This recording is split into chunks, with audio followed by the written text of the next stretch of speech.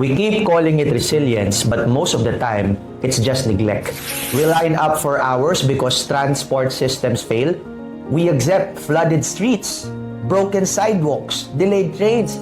We adjust to brownouts, weak internet, poor public services. Tapos, sasabihin natin, okay lang yan, resilient naman tayong mga Pilipino.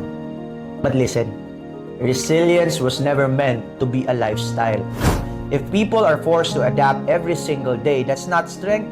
That's a system that stopped fixing problems because citizens learned how to endure them.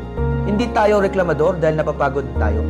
Napapagod tayo because we're compensating for failures we didn't even create. So what do?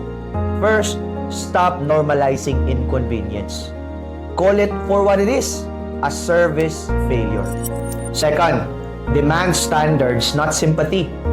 Ask timelines, ask metrics, ask who's accountable.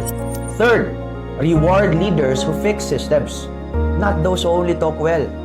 Vote with your memory. Support and campaign them with your intention.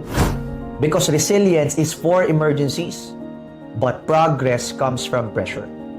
And if this resonated, share it with others. Because change doesn't start with endurance. It starts when all of us stop